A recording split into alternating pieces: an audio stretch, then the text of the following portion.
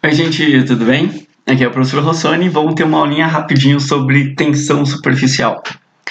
O que seria legal você saber sobre tensão superficial? Ó, eu coloquei um texto em espanhol aqui, mas eu vou traduzindo para você, tá? La interacción de las partículas en la superficie del agua hace com que esta se presente como uma verdadeira cama elástica. Cara, quer dizer que as interações entre as partículas, entre as moléculas, por exemplo, água e água. Você sabe que essa ligação aqui, ela é uma ligação que a gente chama que é uma força de coesão que ocorre entre as moléculas.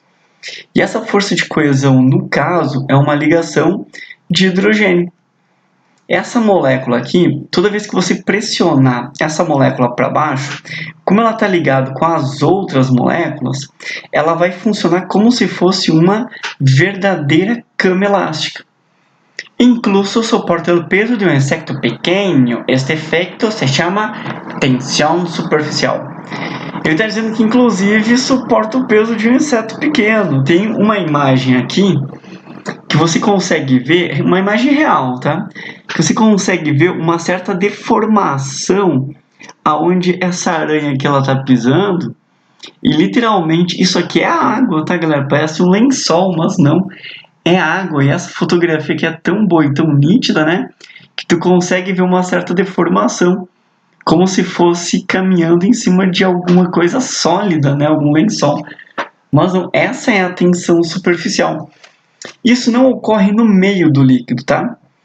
Porque en el seno del líquido cada molécula está rodeada por outras e as forças se compensam.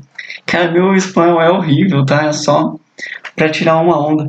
Então, o que acontece? Eu sei que no meio do líquido a gente tem as interações que ocorrem aqui, e aí eu também tenho as interações aqui embaixo. Só que no momento que eu pressionar essa molécula aqui, ela vai ir para baixo, porque não tem interação só nesse sentido aqui.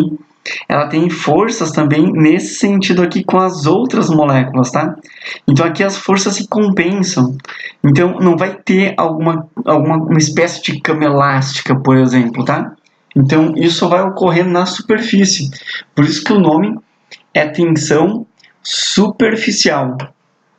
Você pode também, a mesma análise, tá? Além da aranha caminhando, é quando ele contar uma história de lagartixa, que ela pode correr, por exemplo, sobre a superfície da água. Se perguntar qual é a explicação, você vai dizer não, tensão superficial e graças às forças de coesão que tem entre as moléculas, né?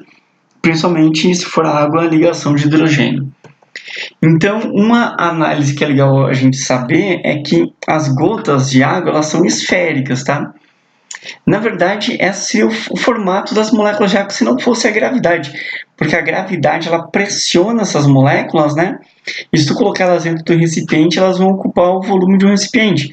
Mas se elas não estão dentro do recipiente, estiverem em lugares abertos, por exemplo, elas vão ser esféricas. Isso tem uma explicação, porque as moléculas laterais, né, elas se grudam com as outras moléculas que estão do seu lado. E as de baixo também, tá? E isso vai fazer com que as águas, as moléculas de água não caiam da gota. Por exemplo, ó, nesse desenho aqui é mais nítido ver. Se a gente tivesse a ação da gravidade, né, por que essa molécula que está bem no canto aqui, ela não cai? Ou essa aqui, né? Por que ela não cai aqui? Ué, justamente por estar ligado com as outras moléculas que são vizinhas dela, que estão no lado dela. E além disso, tem as moléculas que estão aqui dentro. Então, esse formato esférico é devido à tensão superficial. Claro que essa tensão superficial ela pode ser quebrada com substâncias que a gente chama de surfactantes, tensoativos, também é chamado de emulsificantes, moléculas anfipáticas, anfifílicas. Como é que funciona isso, tá? Eu vou dar um exemplo do detergente, que ele é um exemplo de surfactante, tensoativo.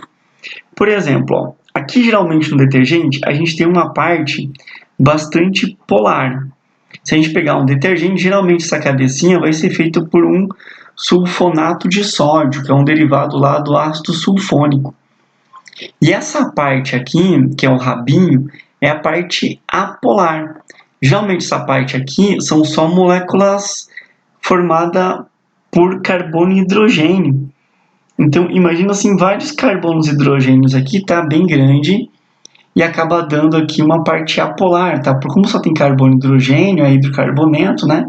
Então, toda essa região aqui é apolar. E só a cabecinha que é polar, bastante polar, né? Tanto que isso aqui é uma ligação iônica, praticamente. Então, o que acontece?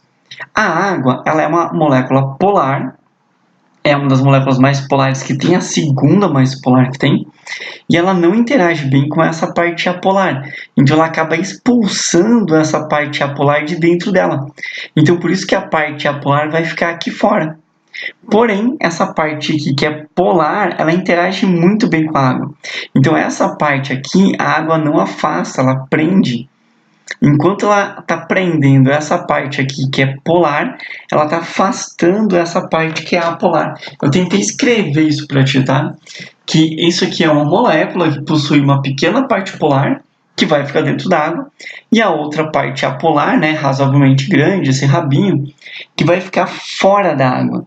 Então, gente, no momento que essa parte apolar fica fora da água, ela quebra aquela ligação que tinha entre essas moléculas da superfície.